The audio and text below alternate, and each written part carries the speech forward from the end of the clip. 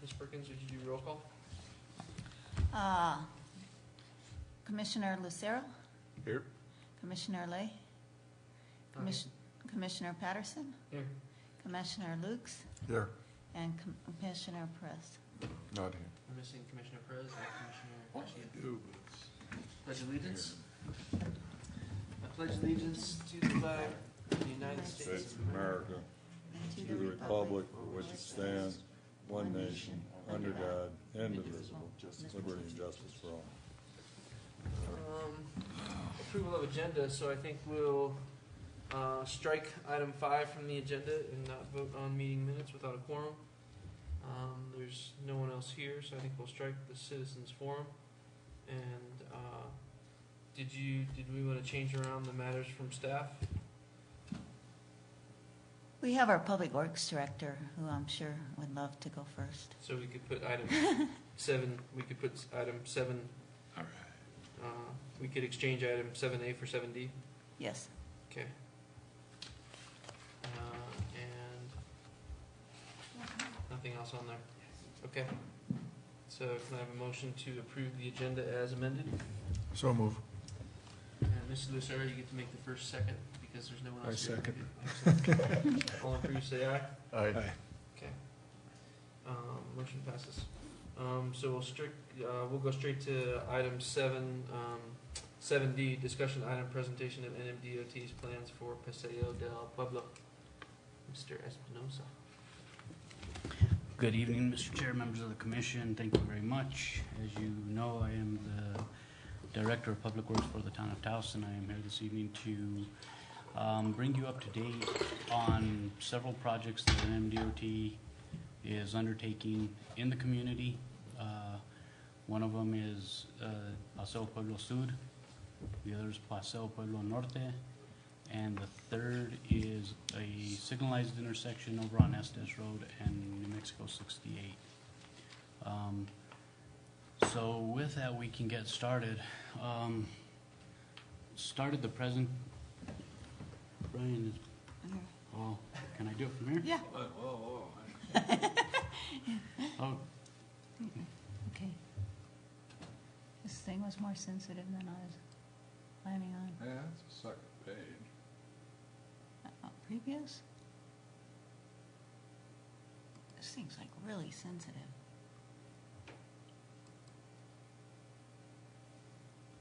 Okay, this is so weird. Okay, so I decided to start out the presentation with bad news with the question mark. Half the community was seemed to be in favor of a relief route. The other half was totally opposed to it.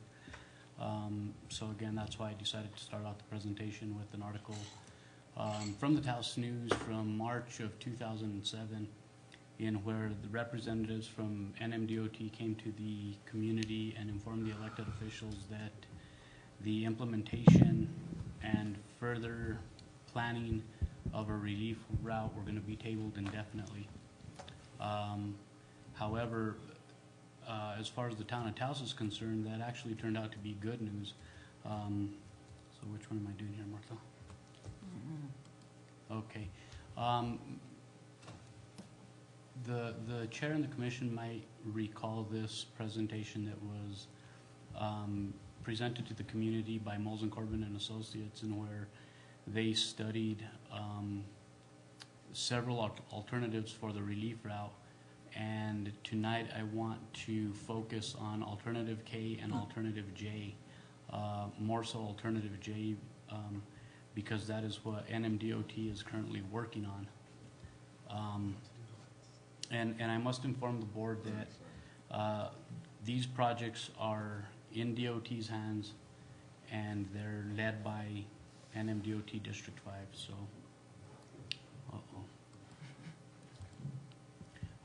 the first project is the 6864 corridor study.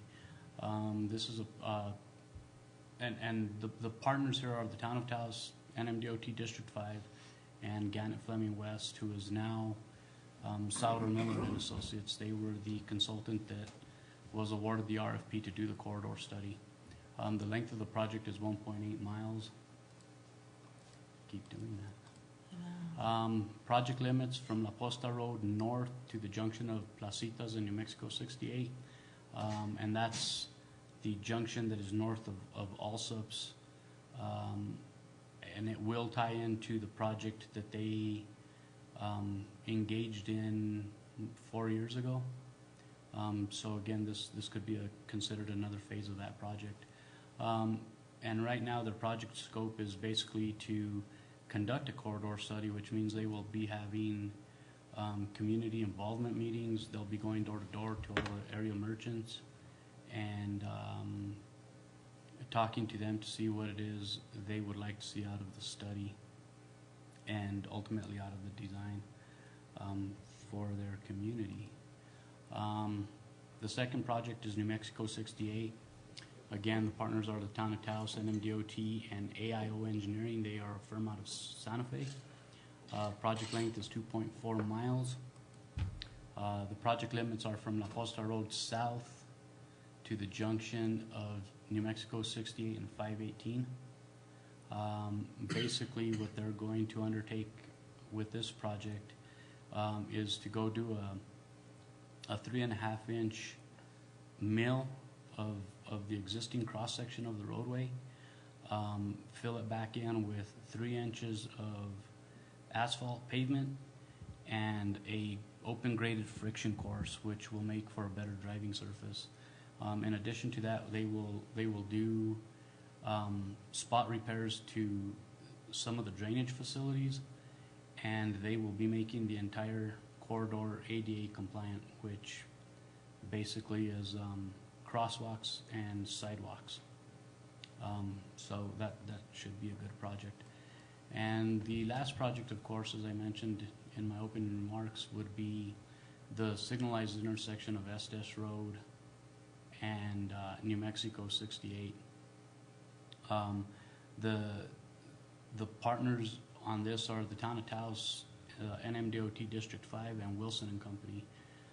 Again, Wilson and Company was awarded the RFP, and they have since completed the design. They're somewhere in the neighborhood of, well, actually they're at 75% completion right now, and the project is shelved awaiting funding. So when the funding is awarded, they will proceed with the closing out of the design, which includes the bidding and construction. Went over the project limits, and the scope is basically to construct a signalized intersection at that location, so that we can address better traffic movements and illegal turn movements. Right now, there are two businesses that really affect that traffic there. It's Guadalajara Grill and the Purple Sage Cafe. Those two access points are way too close to the intersection. That's what's causing mass confusion amongst the motorists. So, and the last slide is again a drawing that is, or an engineering plan that is straight from Wilson and Company, and again it's at 75% completion. Thank you.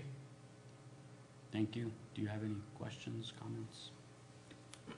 Mr. Chairman, if I may.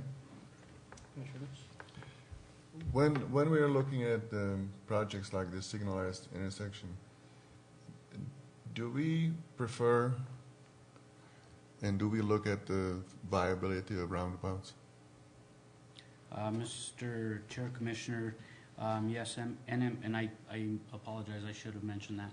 UNM-Taos did look at the possibility of a roundabout at this location. However, they were not interested in participating or engaging in the right-of-way acquisition that would be required to construct such a roundabout.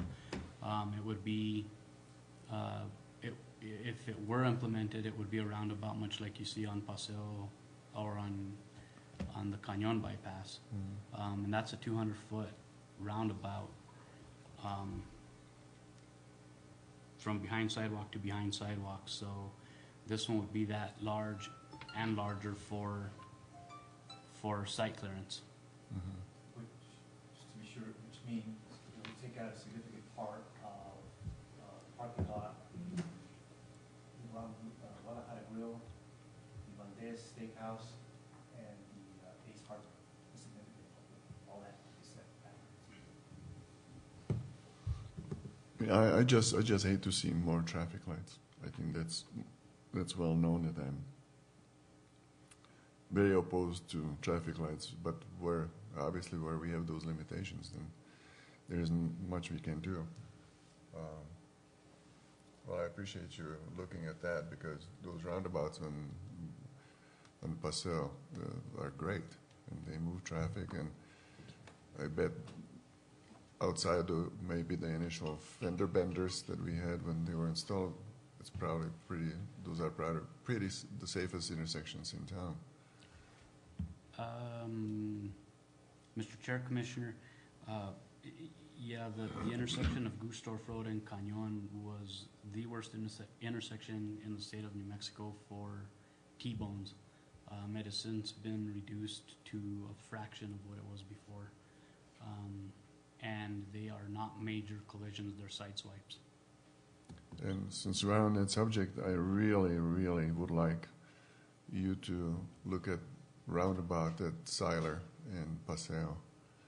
I mean, there seems to be a lot of room. There's access land. It's no man's land that ended up from the realignment of Albright. And I just would like to use all energy and effort to really investigate the feasibility of a roundabout at that location instead of another traffic light. Thank you. Thank you. Chair, if I may, talking about Siler and Paseo, I think the town. No, I didn't mean, excuse me, I didn't mean Siler, I meant Albright. Okay. That's Sentinel Bank. So, Okay. yeah, All right. that Siler, that's another story. Yes. Well, since he brought it up, my question would be about Siler and Paseo. I think the town at one point had entertained purchasing the old Scheid building and then realigning that roadway. Is there any plans for that in the future? Mr. Chair, Commissioner,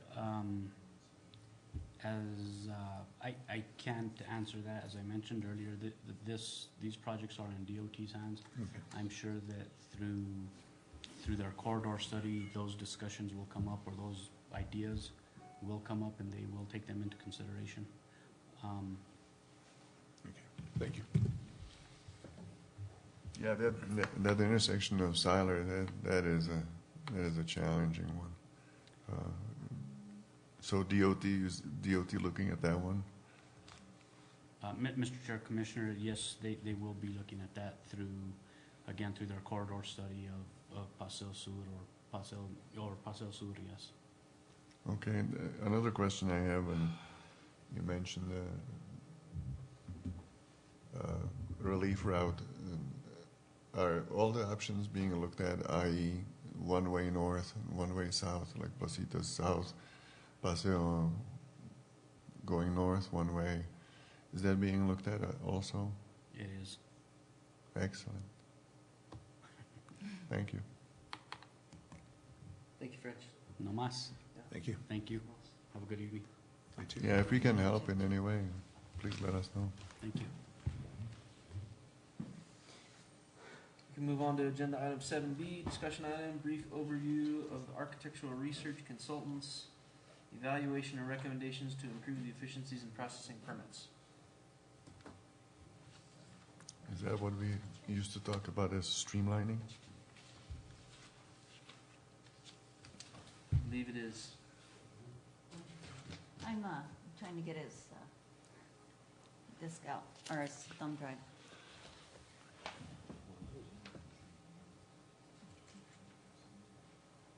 Yes, sir.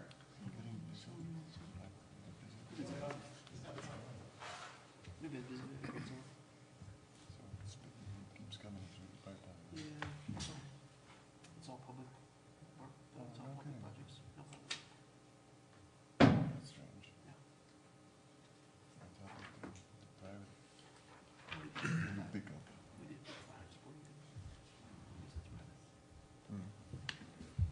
Sorry, I needed to get his thumb drive out. So, on this next item is making an appropriate record. In your packets, is Oh, basically, sorry. We can move to that agenda item. I thought we were gonna go to B, which was architectural research consultants. oh, But okay. instead we'll go to agenda item, Oh, we can do that, either way. no, if you got this one up. So we'll do agenda item 7A. Okay, Making an appropriate record. sorry.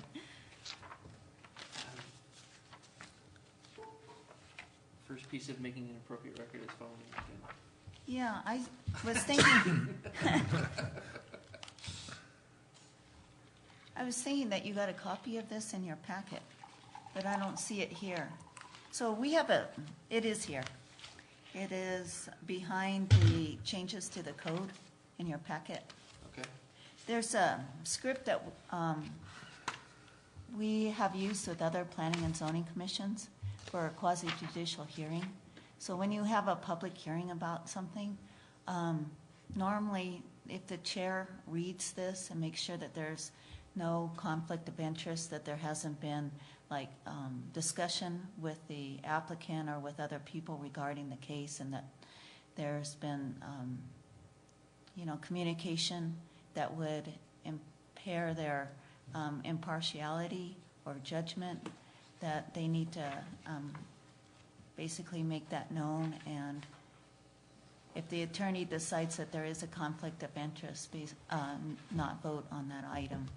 So this is kind of a script that I think will help with that, and will make the hearings much more formal.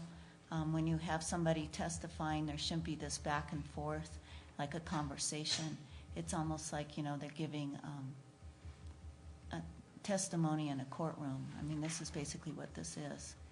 And if the decision is made and it's appealed, then we have a clean record. Brian, do you want to add anything? Just exactly that.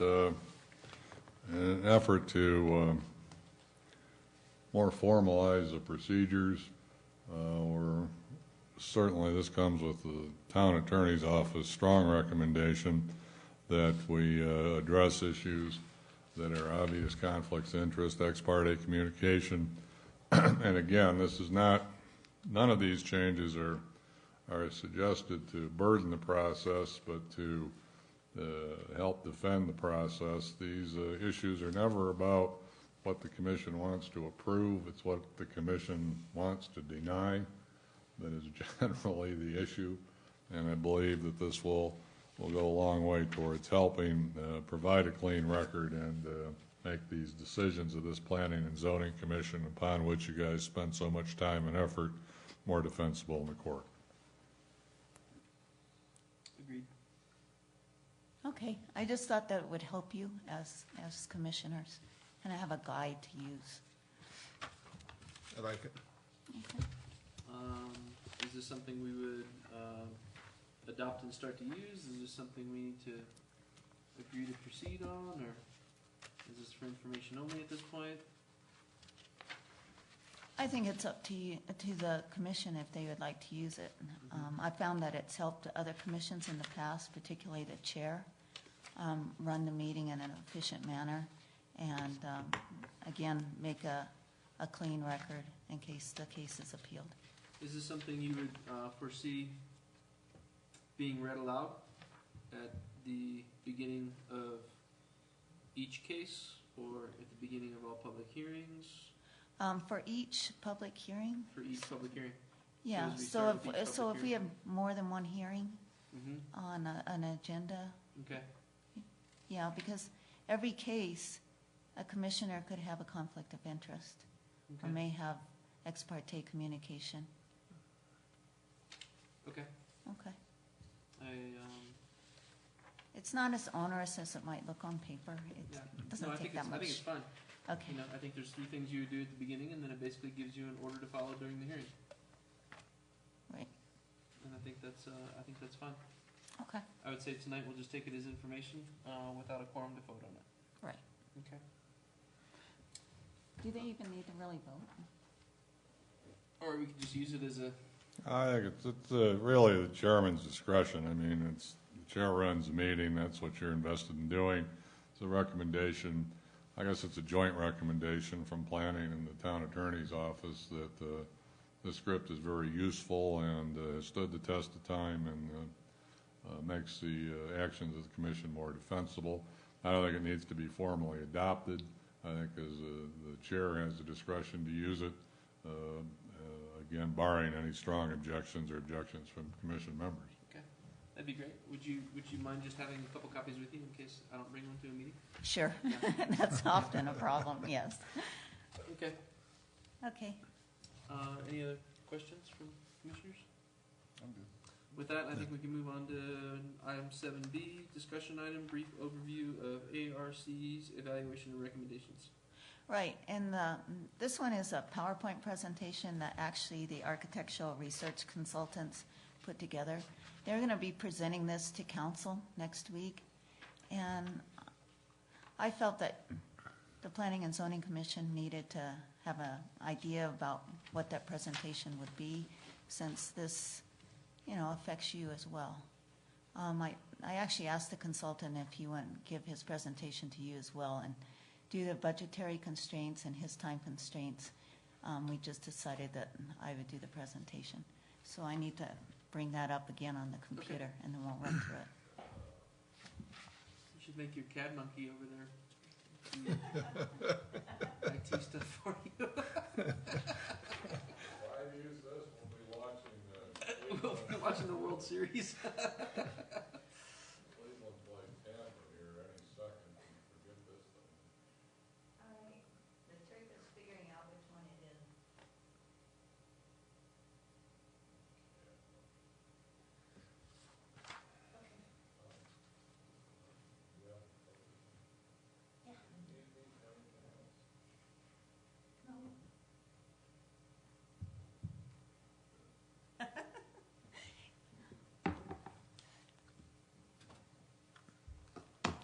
Okay, I believe that this consultant was here before I was here and ended up interviewing quite a few people on staff as well as in the community. I think our chair participated in some of those discussions.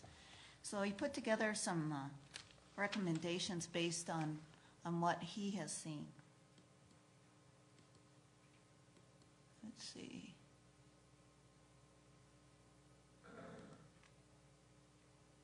I thought this was a slideshow, but I'm beginning to wonder now. Looks like a PDF file. Yeah, it does. Okay. So, like I was saying, in the beginning of June, he started, and this is Steve Bernstein, and he reviewed the town code, he evaluated trends in permitting activities, he interviewed town staff, elected officials, planning and zoning commission chair, and development professionals, and identified and benchmarked other communities' practices, and then made his recommendations. So here's a summary of his recommendations. For improving the permit performance, his observations are that we need to revise the department website, enhance the front counter services, redesign application forms. What I've found since I've been here is the application forms are out of date. They're using the 99 code.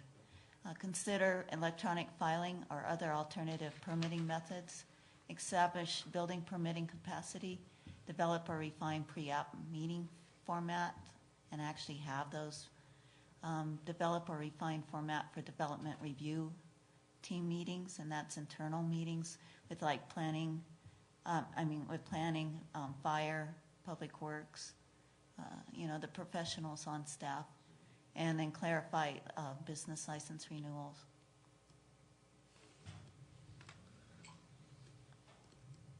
This is kind of hard with it being a PDF. And then he also recommends that there be some changes made in our code and our processes, such as eliminating conditional use permit and special use permit preliminary public hearing requirements. I talked to him today, and he was also talking about, the fact that planning and zoning also has a preliminary hearing and then a second hearing for like rezonings, and so does the Historic Preservation Commission for certificates of appropriateness. And so he's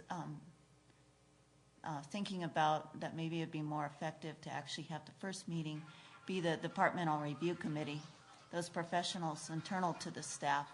And then the second one, go to planning and zoning for them to hear the case. And then if need be, go to the council rather than having 2 hearings before the Planning and Zoning Commission. And then it says codify the code procedures table. You'll see that in a little bit. Publish process flow charts for applicants so that they understand the flow of the permit process. He's also talking about creating a more simplified land use code. This code's pretty long. Set timing performance standards for minor and major projects. He was talking to me somewhat about delineating which projects are more complicated and which ones are easy. Like business registration is basically an over-the-counter type permit. And, some other permits can be over-the-counter versus some that take more time that actually have to go to hearings. So the administrative ones we can look at as far as... Go ahead. I have a question on that one. Okay. Oh. Go ahead. When you say set timing performance standards, is that performance standards for the staff to administer an application? Right. How fast would the turnaround time be? Like other communities have turnaround times, like they'll have building permits that are considered relatively simple, and they promise to turn those around in 3 to 5 days. And then residential permits, they'll commit to having 2 weeks, and commercial permits, a month, depending on the complexity of the commercial permit. Some of them are really complex. I like seeing this because, like we all have accountability in our private lives. I think the governmental entity ought to have accountability also and perform in a given time so the members of the public know if I apply for my building permit, I'm going to get it in whatever days. And there should be some repercussions if the permit is not issued. Maybe a fee discount.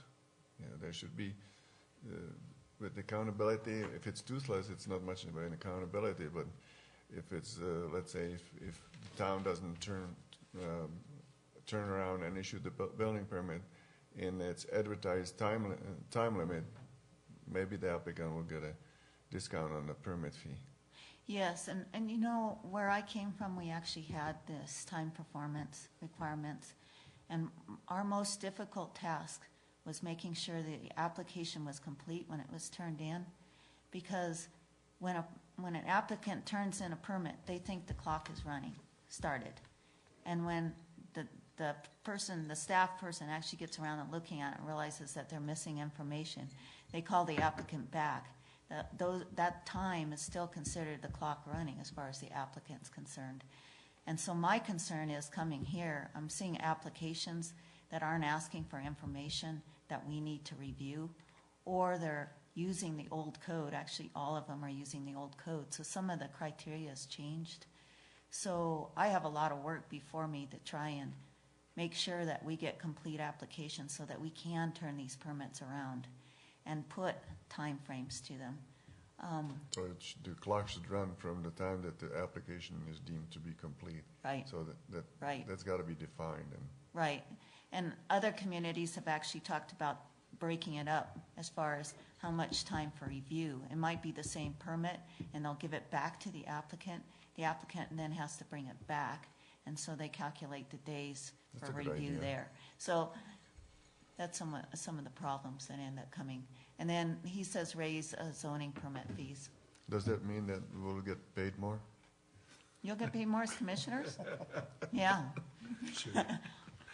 And then a part of this is what I already talked about, is hire staff or arrange for contractual services so that we can strengthen the turnaround time on cases. And he talks about strengthening caseload planning and management and leadership, and revamp the permit filing system, including the use of GIS, which is Geographical Information System. Like, we can bring the zoning map up and actually see what a parcel is zoned. We're trying to get those licenses set up so that the planning staff can do that, because we actually have a pretty good GIS database. And then issue regular reports on caseload activities, consider options, choose building permit management. Permit management, I think he's thinking of like looking at different options for managing different types of permits and categorizing them. Staff training, providing Planning and Zoning Commission with training in or close to Taos. I've actually asked an attorney with the Municipal League if he won't come up and give the Planning and Zoning Commission as well as the Historic Preservation Commission like a quick training class for you within the next month or so. And reorganize and complete remodeling of the department office space. Our files are all over the place from having moved and then having turnover. So then he goes to procedures in the town code.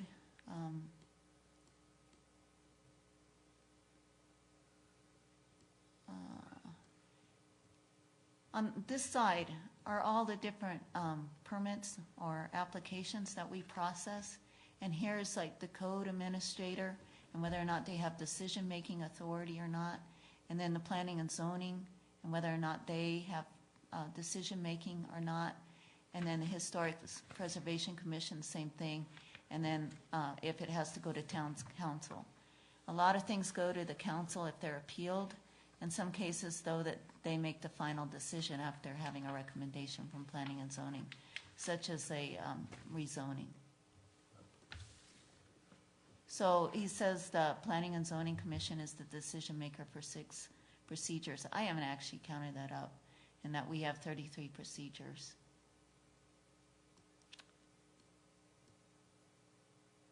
And that's the same thing.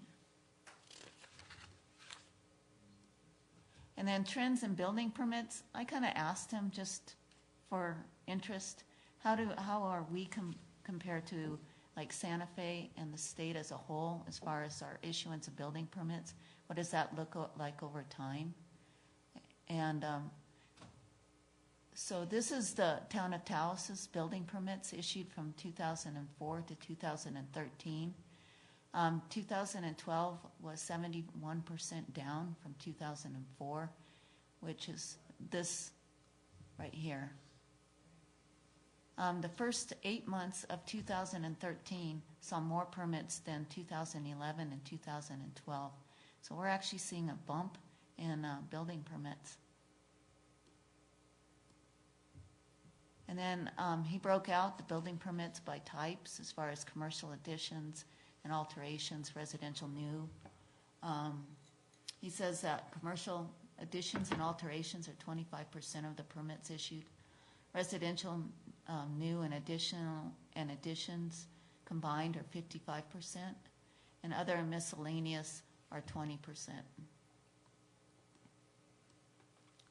Then he looked at the building permits valuations and what people are putting as far as the value of the projects. 2012 was down 73% from 2004. Residential was over 60% of the totals in 2004 and 2005, and dropped as low as far as a share to 24% in 2012. I have a question. 2004, the town was using an extraterritorial zoning where permits were being issued outside of the boundaries of the town of Taos. Okay. And then after that, I think one of the reasons, and just a comment from me, is that the reason that you see that big drop from then was the town got rid of the extraterritorial, ETZ zone as they called it, and thus you only had permits within just the jurisdictional boundaries of the town. So that's why you see a big drop in that, I think. Okay. I was a building permit, I was a building inspector at the time, so Well, that's useful information, because Yes. what a lot of the developers and builders are telling me is that the peak period was in the early 2000s, and then it's dropped. it dropped So I didn't because know of that. Yeah, That's why. okay.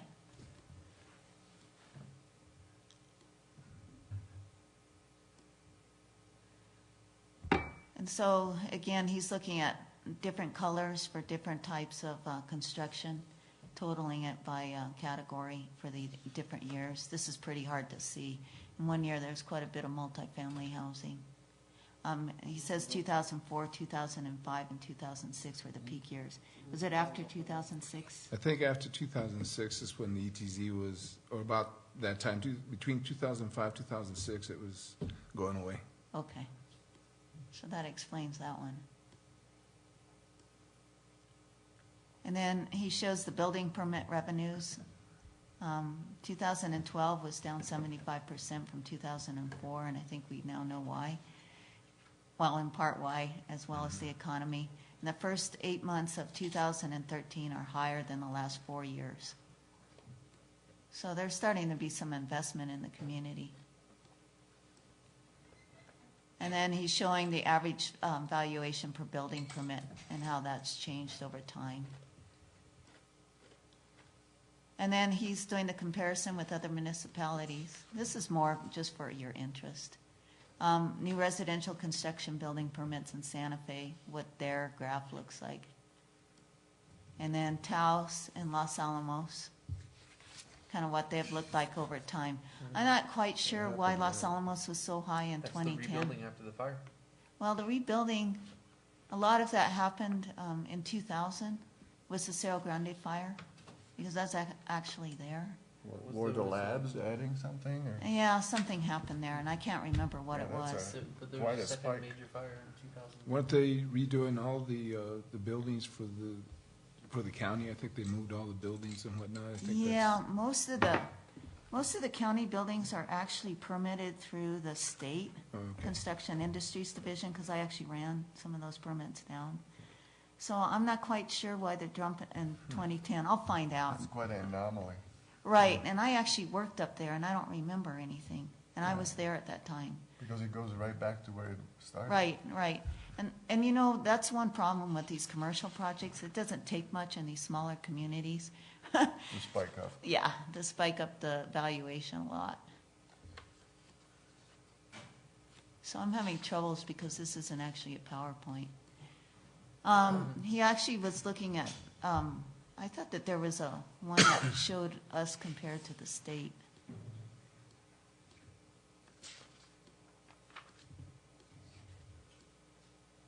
Yeah, this is in New Mexico. That's what the graph looks for all of New Mexico. Except for that. Yeah. See the little arrows at the top left side of the page? You can go up and down a page at a time, up there. Oh, okay. You're right. There you go. I knew there was an easier way. It's sort of bizarre when you have the screen like way up there and you're Yeah. trying to control it from here. It's like your brain does something funny. It's like, this is different. I can't handle this. So, new and closed business licenses, and 1,200 business licenses are renewed annually. And zoning cases, it looks like from 2010 to 2013, it's, not that many, a little over 10. We look like we are about normal this year. And then he did some process flow charts. This is what he is proposing that we give out to the applicants to kind of show them what the process is for getting permits are approved. So this is a conditional use permit, which happens to be one of the more complicated ones. The code actually allows for a hearing officer, and we're not quite sure why, because that adds a whole nother big step in the process. So we're not even using a hearing officer. So anyway, that's some of that. And then I think he's also trying to illustrate that our processes and maybe the code could be simplified as far as processing permits and making it easier for applicants. And this is a conditional use permit, and he was trying to count the number of days, and you start adding those up. And that's quite a long period of time. So that's all we have on that. But that gives you a feel for kind of what his recommendations are after talking to the public and talking to the development, architects, community, and talking to staff. So then that leads us to our proposed changes in the code that we're going to be advertising. And you also have that in your packets. I found it kind of difficult to read since it's in black and white. So I also have it on the screen if you want to see it in black and red. Would that help? We've talked about most of it. You can just run through it on the screen. Okay. Can we see it? Can we get on the web, town web, and find that? You know what? We can put it out there. Yeah, and then if you can send us a link to it, that would be great.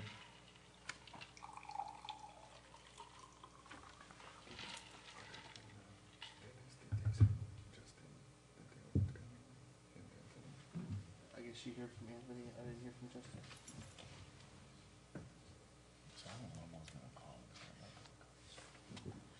Okay, so here's the actual redlining of the text. And the main changes are taking out the preliminary hearing, where there's 2 hearings required in front of the Planning and Zoning Commission, and making one of those hearings be with the internal staff, the professionals on staff, and making those hearings much more formal. And then bringing it to Planning and Zoning with all the recommendations and the changes made by the fire department, by Public Works, if we need to, the New Mexico Department of Transportation, and trying to get all that within the site plan and within the application so that when it goes to Planning and Zoning, it's more complete. And you guys have a better idea about what town staff believes is a complete application. And then we talk about taking in only a completed application. As I said earlier, we need to work on revising some of our applications and bringing them up to the current code. We have here this addition of the DRC. I did check, and DRC is defined in the code as the Development Review Committee.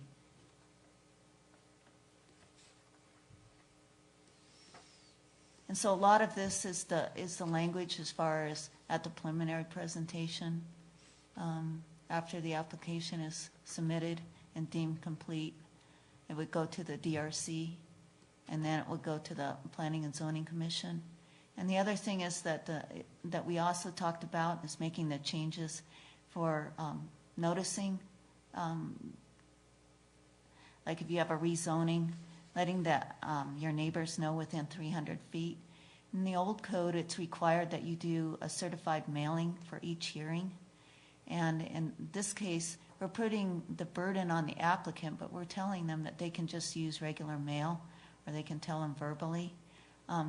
If the decision is contested and somebody within 300 feet says that they were never notified, the burden is on the applicant to prove that they did notify that party. So that's what some of this language is here in J. And we are not taking away the posting on the property as far as posting what the proposed project or request is. And the legal advertisements will still have to be published. And that's the major changes when you read through them. So it says here the preliminary public hearing would be before the DRC. The final public hearing would be before the Planning and Zoning Commission or the Historic Preservation Commission. Okay. Okay. We kept it very simple. Good. Thank you for that. Yes. Any questions or concerns from the commission? Just one question. There's no time required between the DRC meeting and before it goes to the Planning Commission? Like 1 week you can go to DRC and next week you can go for the meeting before Planning Commission? We need to legally advertise both, I think, the way it's written, so we would need that 15-day advertisement period. I Okay. think it's the way it's structured. Okay. Thank you. We need to give the surrounding neighbors enough time to, Rally. yeah, well, at least provide public input.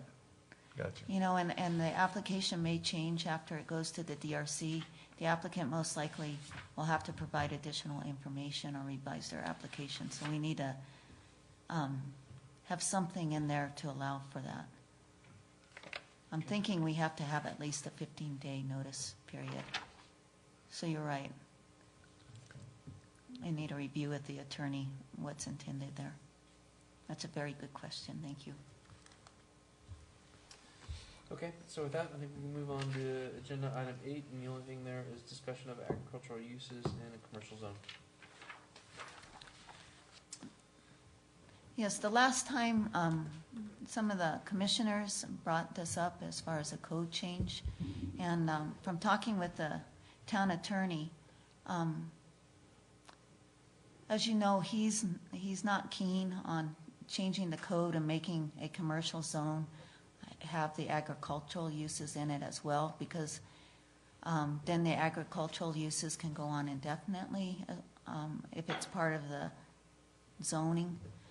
So what he is suggesting for the commission's consideration is having it be like a lease agreement for a year, doing it kind of like some of our other permitting processes where we allow agricultural uses in a commercial zone through a lease. And it'd be like a 1-year lease. And then if there's problems, like neighbors are complaining or there's too many cattle or whatever, the town can decide whether or not to renew that lease on an annual basis, which would be different. I mean, the other thing that came up the last time with the commission was talking about maybe having a conditional use or a special use permit that would go with the land. But typically those go with the land as long as that use is being utilized. And so if it transfers as far as ownership, that special use continues with the land. So the attorney is more interested in doing it on a lease basis. And so we're bringing this forward to get your input on that. And this is, again, just a discussion item. I think the word lease is confusing. Yeah, I was just gonna ask, is that the right vehicle? Wouldn't it be more like license or permit? License or a yearly permit? Yeah, a license. Yeah. Yeah, that's what I meant, sorry. I'm curious to ask Mr. Rodriguez if this has crossed his desk or if he's had any thoughts on this. Yes, I have some thoughts on Would you mind sharing this. Sure. thoughts or issues that have, or concerns that have come across to your desk in reference to agricultural uses? My concern would be the same with the general structure by which we follow sort of zoning principles in Taos. Most places, well, I can't say most places because I haven't counted them all, but it is a common practice out there that intensity of use scales with the higher zoning, so such that an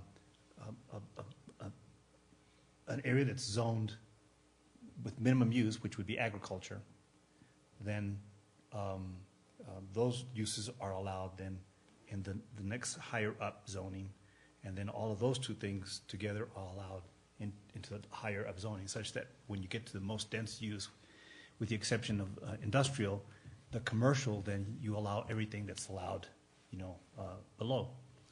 In Taos, apparently we segregate that very strictly, so such that only these things are allowed in this district, not allowed in the other district, and so it doesn't scale up. So we kind of take the Euclidean zoning to an extreme. Yeah, I would say almost as extreme as you could get. So the idea, therefore, of those uses in a less dense zone being restricted out of a higher dense zone, just follows that logic. That things have to be segregated. I would be very comfortable just allowing for that scaling up to take place, such that all the way even to agriculture now. When you say agriculture, you can there's a lot of things that could go with that. I mean, obviously, if there's things that are not they're noxious to urban living, such as cattle feedlots, for example, things like that, or swine feedlots, things like that. I mean, I think those should be zoned out or should be kept in industrial zones or things like that. But the idea that you would have a farm, that you would cultivate, that would be zoned out of either multifamily or single family or a commercial zone, to me is taking Euclidean zoning to the extreme. And so I would be very comfortable with an arrangement where, things that are, again, not noxious to urban living, with the exception of those things, being allowed, agriculture being allowed in the commercial zone. Now, I understand the legal principle here, or what's being trying to be attempted with the legal principle here, and that is so that you don't create a situation where there's in a commercial district that there would be agricultural zoning, such that then when their neighbors begin to develop commercial uses, that there would be competition there, that there would then be, if you will, incompatible uses. But I think so long as the people who buy into those areas are made completely aware of what could be, what is next to you, and that just because you're farming now doesn't mean, therefore, that if someone builds a commercial development next to you, that somehow your farming, needs to or somehow trumps that, or now that your farming is going to be affected by the commercial zoning. So long, I think, those are very clear, and we're consistent with that. I would be very comfortable with that. So the idea that someone could farm, and I'm talking here strictly cultivation, not farm animals, not farm chickens, or intensive chicken growing, or swine feedlots or things like that. I'd be very comfortable with some agricultural or farming done in a commercial zone, or any zone, for that matter, in town. So I think where we got to at our last meeting was we brought forth a really simple proposal to allow agricultural uses in a commercial zone with very strict limitations on any kind of livestock, animals, feedlots. It basically restricted it and completely made it go away. And we did that by simply taking the primary uses in the C1 and C2 zone and allowing agriculture while restricting any other uses. And we did that because we thought that would be the simplest and most efficient change to the code that would allow agricultural use. I think where Mr. James was steering us was towards a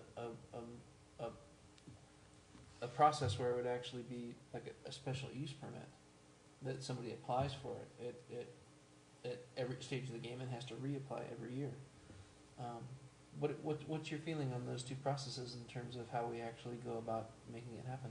Well, it would protect us, I guess, legally, but it would increase the level of bureaucracy, or oversight and management, if you will, on our part. I would always recommend the streamlined processes than otherwise. I also think, I think it's my own personal stance that it would be a really good thing to encourage that we have a lot of commercial land up and down Paseo that's kind of sitting there fallow and barren. It's already, most of the commercial land is already in agricultural use as sagebrush nurseries. Yeah, things like that. No, and I would also share with you the experience of much larger cities, more dense cities, where people do agricultural farming on their rooftops, and there is that movement out there, and they have come across this issue, and most places have then said, like, if it's gardening, if it's farming, things like that, short of more than, there's some places aren't even allowing chickens. There's that movement out there in urban America today as well. Sure. for some level of chickens. So farming, low, intense husbandry, if you will, I think we're seeing the trend So, going and I where think you're the- taking it. The town attorney, I think, the distinction he drew, he didn't want to amend the code on C1 and C2. Instead, he wanted to just go through simple licensing process with Yeah, with a time finite. Sure, and that is, from the legal standpoint, the most efficient way to do that. You don't, have all the public hearings, make all these changes, and at that moment, invite perhaps some more onward language to the building code. I mean, it's always good advice that whenever you change the code, you do a comprehensive review of what that change does to everything else. We should do that, and we wouldn't propose it to you, and we won't bring it forward until we've done that. But I think in this case, the idea that we would, add to the things that are allowed in that zone, a line or two that says this level of farming is okay. I think that's perfectly fine. As I said, in large cities, they have made these changes precisely because people were, wanting to garden and in some places garden, even bee garden. I mean, things like that. Big cities have come across that, and so they have had to make these changes anyway. What would it take to implement then the licensing process? Is that something that can happen instantly, or? Well, I think we're saying we wouldn't do that process. We would allow agricultural use as a permitted primary use in the C1 and C2 zone. No, It would be no, faster to do that than to amend the code this way, but yeah. So I just it think could be the stopgap measure until the code is it's, amended. It is somewhat of a it is. Where I'm going with this? Yeah, it is somewhat of that. So basically, what you are amending here are the policies and procedures that define what a special use permit or what these special uses are, as opposed to changing completely the code to say these things are allowed. 'Cause I No, but thought- there's three different things. There's what, you're talking about licensing for a year without changing the Yeah, code. because I see the amendment to the code, there's a long process that is not an instant answer to today's needs. Right, and then the second option would be having it, and Doug touched on this, or the chair touched on this a little bit, is having it be a conditional use within the zone. And then what Oscar's talking about, and I think the chair's talking about, is having it be just a primary use with the zone. So there's like three different levels here. I think no matter which one you choose to implement, you're looking at writing an ordinance, passing it through planning and zoning, and taking it to Then go town to council. council, right? So no matter what the change is, I think you're looking at a 2 or 3 month process. At The the same very with the fastest. license? There wouldn't be that long of a process. We still have to amend the code to allow for that Yeah, licensing the code process. doesn't really allow for it, so Chair Yeah. Patterson's right, unless we just make it like a policy procedural I think, thing in the interim. I think our initial path is the fastest and the easiest, and it's to allow it as a use in that zone. Oh, I mean, that's what we wanted from the get-go. Mr. Rodriguez, do you think if we brought forth a proposed ordinance to the town council that we'd find some favor there? Do you think if we were gonna do that, do you think we should propose that to them previous to actually passing it here and bringing it to them? Do you think at a public forum for the town council that we could step up and possibly put this ordinance in front of them and let them know it's coming and But this get some is feedback? good enough for them. I mean, Okay. if a recommendation by the Planning and Zoning Commission is a pretty weighty decision on this specific thing, the town manager would recommend as well. The question is if it's not gonna get hung up in the legal department. I think we have an ordinance drafted with the proper language, and I think we simply need a number assigned by the legal department. Okay. Yeah, so I think we'd like to, at our next meeting, I think we'd like to finalize an ordinance, and, Vote on it and Yeah. send it And- up. And I would say, look, I think this is proper because, again, the way it used to be thought, this Euclidean zoning used to work, is that there are certain, the town or the cities will look a certain way over time, and that way is incompatible with farming. There's farming, and then there's scattered houses, and then more dense houses, and then finally a commercial center. And then we all look like Dallas eventually. And that's sort of been the view. times change, and what you're seeing now is that even in Dallas, even in downtown Dallas, people are farming. And so, that's just the realities those just realities of modern life. And so you adjust your codes to that. So that reality has now come to Taos. It's okay, we can change it. Okay, thank you for your input, I appreciate Thank it. you. So with that, Okay, so you would like me to take the code that we discussed at the last meeting, make that an ordinance format, I'd like to formalize that. advertise it, and Yep. we'll bring it for a preliminary hearing to the next Yes, please. Planning and Zoning Commission. Okay, Great. just making sure, thanks. I have a question on, Commissioner? when are we gonna be getting the avalanche of rezoning, town-sponsored rezoning requests? When should we brace ourselves for it? We are actually in the process of trying to figure out how we're going to do this, whether or not we can't do them in blocks. And then we also have this code change coming through as far as the preliminary hearing versus, having 2 hearings in front of planning and zoning. So if that actually passes through to the council level and they approve that, then that will help with the rezonings. But yes, you're right, we have an obligation to get going on the rezonings, and we're trying to figure out the best way to go about doing it without inundating everybody. Mr. Rodriguez, what? Yeah, the airport too, I was about to say, step 1 is streamline the process so that there's only 1 hearing in front of the planning and zoning commission.